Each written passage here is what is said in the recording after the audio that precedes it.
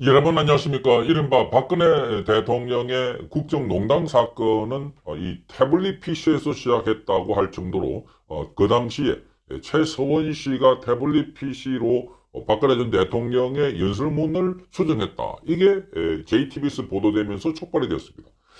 자, 그동안 이 최서원 씨 이름이 간간히 나왔지만 이 국정농단 사건이라고까지 확대되고 이 확정적으로 바뀐 것은 바로 이 JTBC의 태블릿 PC 보도가 아닌가 하는 생각이 듭니다. 자, 이 최순실 씨라고 하는 사람이 박근혜 전 대통령의 연설문을 받아보고 그걸 태블릿 PC에서 수정했다고 합니다.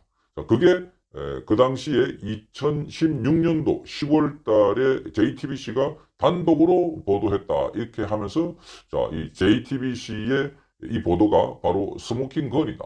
자, 국정농단의 스모킹 건이다. 결정적인 증거다라고 하면서 보도를 했던 것입니다. 그런데 이후에 이 태블릿 PC는 문서 수정하는 기능이 없을 뿐만 아니라 최순실 씨는 그 태블릿 PC를 본 적도 없다 이렇게 말했습니다. 그리고 그 태블릿 PC가 존재가 쟁점이 됐을 때, 자, 이 보도는 최순실 씨가 움직였을 때 태블릿 PC 이동을 보면은 최순실 씨와 움직인 동선이 같다는 겁니다. 제주도에 갔을 때도 태블릿 PC에는 위치 이동이 제주도로 가 있었다. 이런 식이었습니다. 그런데 그 태블릿 PC에는 그런 위치 이동 관련된 정보가 없다는 겁니다. 자, 이걸 보고 지금 최순실 씨가 이 태블릿 PC가 허위 보도였다 이렇게 말하면서 JTBC를 상대로 자, 억대의 손해배상 소송을 냈습니다. 자, JTBC의 2억 원 그리고 이 보도를 했던 기자에게 2억 원 모두 4원의 손해배상 소송을 제기한 것입니다. 자, 이걸 보면 단순히 손해배상 소송 정도가 아니라 그렇다면 국정농단 사건이라고 하는 것도 조작된 것이 아닌가, 만들어진 것이 아닌가 하는 의혹이 강하게 제기되고 있고 지금까지는 그렇게 검찰 쪽이나 국정농단이 있었다는 쪽에서는 자, 그 바로 국정농단이고 최순실 씨와 관계돼 있고 그 등장 인물들이 그렇게 만들었다 이렇게 보고 있는데 아니라는 겁니다. 그 어떤 증거도 없고 결국은 박근혜 전 대통령이 구속된 것도 뇌물이다. 그러니까 국정농단이 아니라 뭐 뇌물이다. 묵시적인 청탁. 그래서 묵시적인 청탁으로 삼성의 이재용 부회장에게 부탁을 들어줬고 제3자 뇌물 혐의를 받고 있는 겁니다. 그런데 박근혜 전 대통령은 단돈 10원도 받지 않은 받은 사례가 지금 드러나지 않고 있는 것입니다. 그래서 이 사건은 언젠가는 반드시 다뤄야 하고 그래서 검증 거쳐서 자, 그때 당시 특검 수사가 옳았는지 또 언론 보도가 어떻게 왜곡됐는지 자, 이것을 다 하나 둘씩 이 헤아려 봐야 한다 하는 겁니다. 자, 최순실 씨는 26일이죠. 최순실 씨는 자, 26일 날 서울중앙지법에 태블릿 PC 관련 보도를 이어갔던 JTBC와 소속 기자에게 각각 2억 원의 손해배상 청구를 하는 내용의 소장을 접수했습니다. 자, 최순실 씨 측은 JTBC와 기자 A는 원고를 박근혜 전 대통령으로 원고 박근혜 전 대통령을 배후해서 그러니까 최순실 씨가 그 박근혜 전 대통령을 배후에서 조종해서 각종 비리를 저지른 인물로 거짓으로 꾸며내서 수많은 허위 보도를 보냈다 이렇게 밝혔습니다. 그러니까 박근혜 전 대통령을 뒤에서 조종한 인물이 최순실 씨고 그래서 그 JTBC가 최 씨의 지인이라는 익명 취재원을 인용해서 최순실 씨가 마치 해당 태블릿 PC를 실제로 사용한 것처럼 보도를 했다. 이렇게 했는데 그건 거짓이라고 소장에서 적었습니다. 자, 그리고 기자에 대해서는 JTBC의 기자에 대해서는 청와대의 각종 공적 문서가 들어있는 일명 최순실 태블릿 PC를 고영태의 사무실에서 주었다. 뭐 발견했다. 이런 겁니다.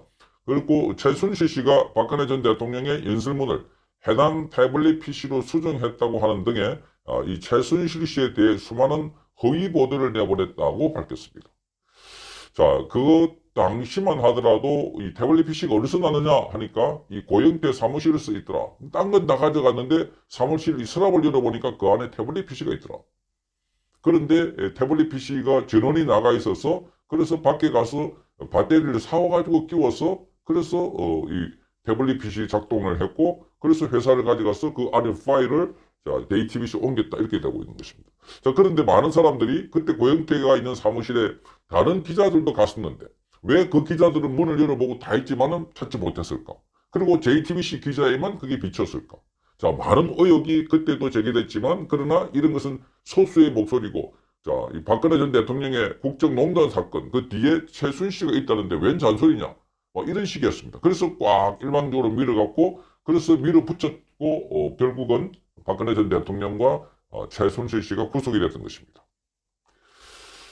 자, 그래서 이 최순실 씨가 해당 태블릿 PC를 가지고 다니면서 연설문을 수정했다는 취지의 보도에 대해서는 해당 태블릿 PC에는 문서 수정 프로그램 자체가 존재한 적이 없다 하는 이 사실이 국립과학수사연구원의 포렌식을 통해서 밝혀졌다라고 말했습니다.